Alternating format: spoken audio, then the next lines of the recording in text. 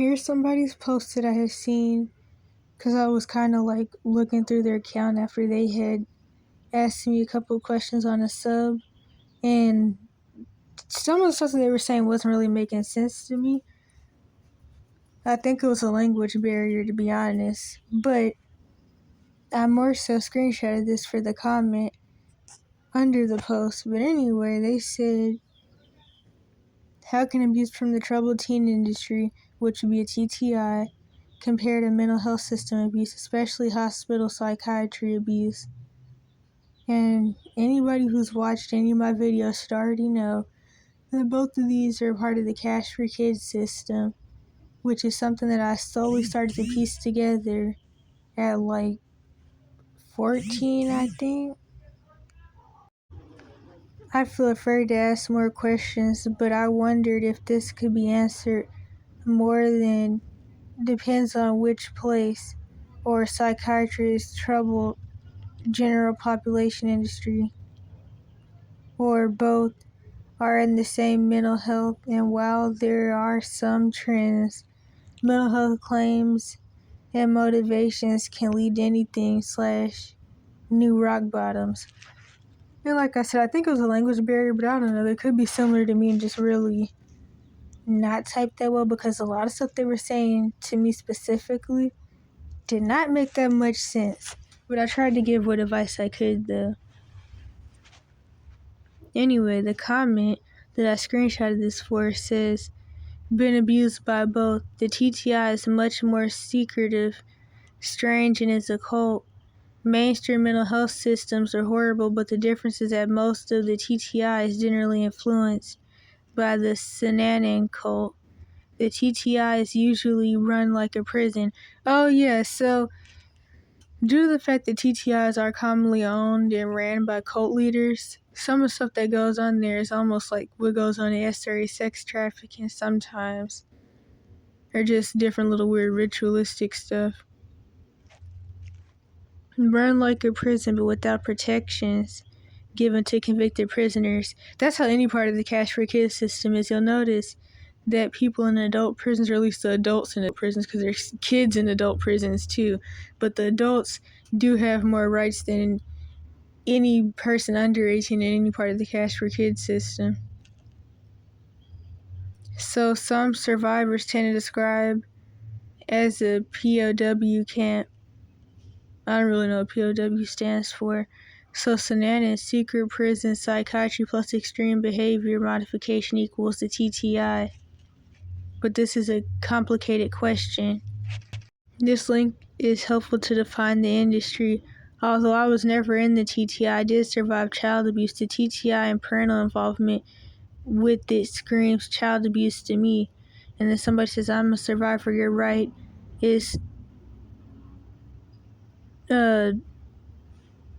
I don't know what that says for abusive parents. I didn't screenshot that comment, but I probably should have. Anyways, my definition for TTIs is kind of like juvenile justice and the mental health system put together, but then also kind of like the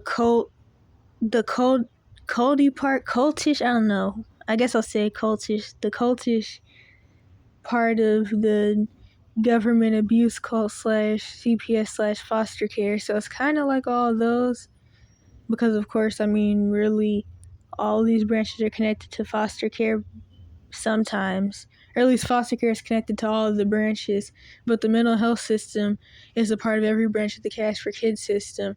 So TTI is kind of like half juvenile justice, half mental facility, but they're usually like on ranches or have kids locked up in these places in the middle of nowhere. So some are ranches in Utah, others are like, I don't know, there's just different stuff. And they're even somewhat like the boarding school part of the Cash for Kids system sometimes. This is a testimonial that some kid sent me the other day, saying you can't really get quality mental health care before you're 18, which is exactly what I've been saying. Due to the fact that the mental health system is a part of the Cash for Kids system, and that Cash for Kids system staff is to side with abusers and help people abuse kids, and they get paid to abuse kids, they're not actually going to help you with anything that you're going through in your situation. If you're lucky and you're even allowed to talk to the mental health professional or the therapist or whatever, and your abusers don't do all the talking, or if the therapist even cares at all, the least that they could do is just listen to you and validate your abuse without reporting it to somebody or telling your parents. And that's rare, but if it happens to you, you're lucky, but that's the bare minimum they can do, because I mean, you can't heal in the situation that broke you or is breaking you anyway.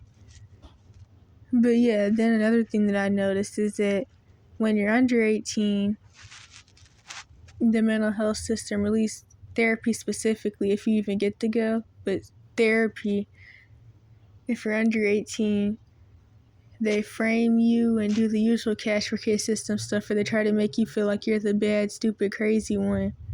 But once you're 18 plus, they may try to install a victim complex into you.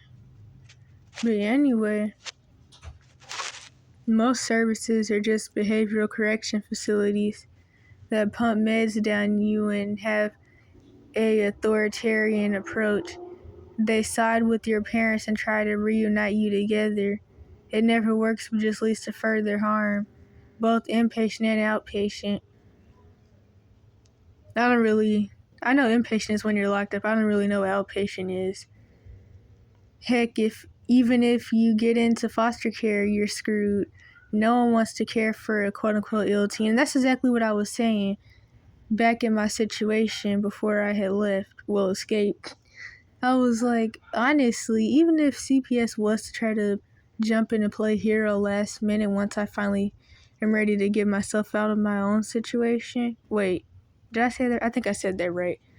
I was like, even if they do that, with the fact that I have the Munchausen labels on me, I would never even be able to be put in a foster home anyway.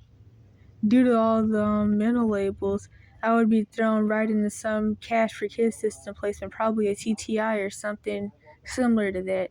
So I was like, what's even the point? Because with the Munchausen labels, I'd never be able to be in foster care.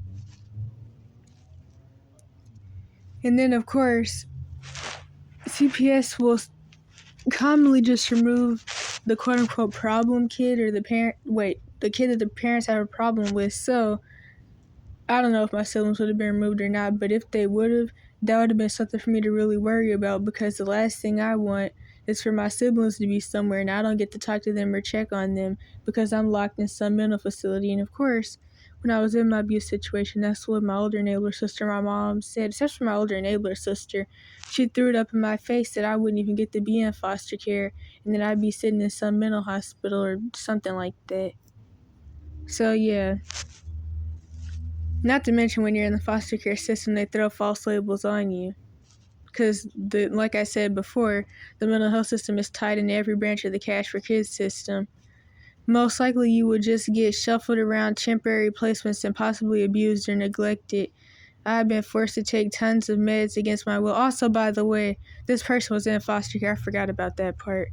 Or is in foster care and have been abused by the mental health system as well.